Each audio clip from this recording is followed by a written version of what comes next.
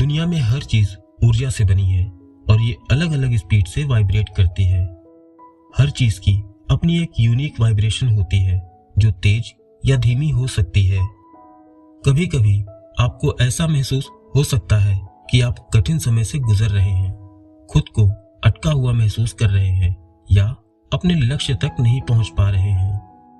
ऐसे समय में आपकी वाइब्रेशनल फ्रीक्वेंसी बहुत ही कम हो जाती है, जिसे अक्सर लो वाइब्स कहा जाता है। इस लो वाइब्रेशन के कारण आप थका हुआ, नकारात्मक, भयभीत, दुखी, चिंतित या डिप्रेस्ड महसूस कर सकते हैं।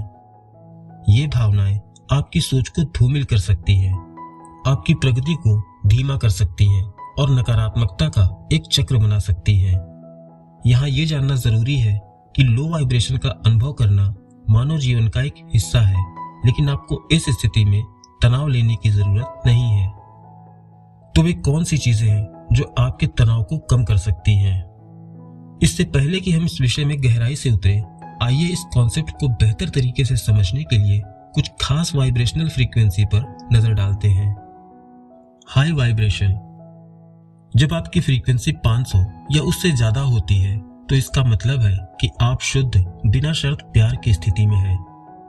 आप अपने शरीर और आसपास की दुनिया के साथ बेहतर तालमेल महसूस करते हैं। ये ऊर्जा का एक ऐसा स्तर है जहां आप बिना किसी शर्त या सीमा के गहरे प्यार और समझ का अनुभव करते हैं। ये हाई फ्रीक्वेंसी आपके संपूर्ण कल्याण के लिए अति सकारात्मक और बढ़िया है। आइए बात करते हैं लो वाइब्रेशन के बारे में, जो आपको प्रभावित कर सकते हैं। इसके बारे में सोचने के लिए थोड़ा समय निकालें।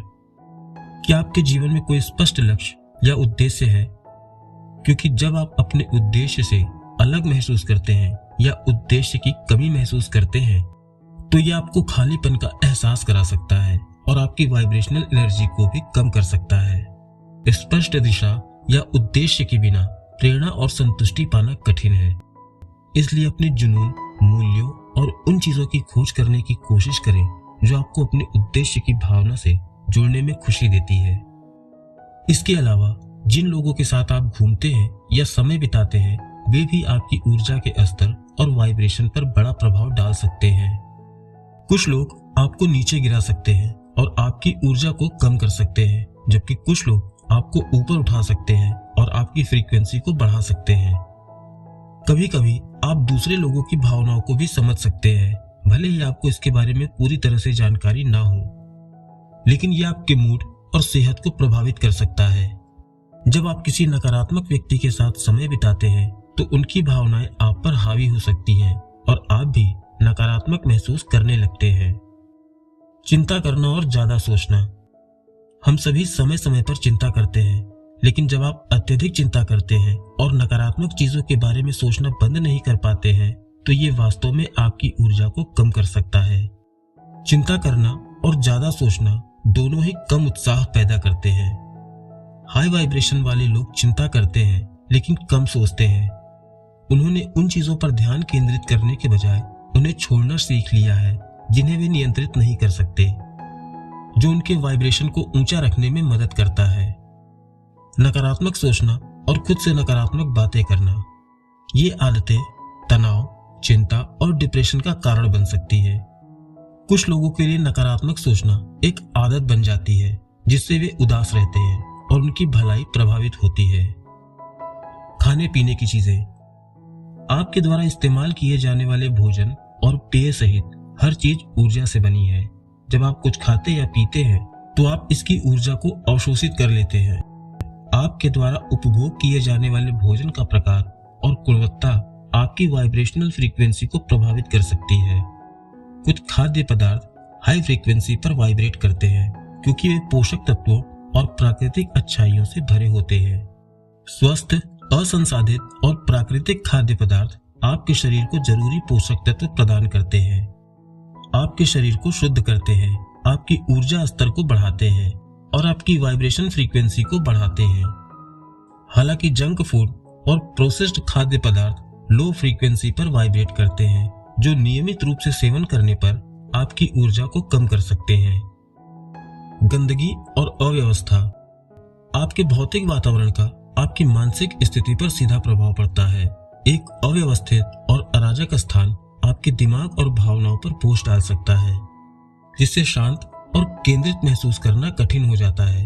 ये आपके ऊर्जा क्षेत्र में भारीपन की भावना पैदा कर सकता है, जो आपके संपूर्ण उत्साह को प्रभावित कर सकता है।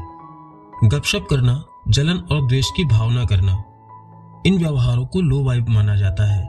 इसमें शामिल होने से नकारात्मक भावनाएं उत्पन्न हो सकती हैं और लंबे समय में आपको बुरा महसूस हो सकता है।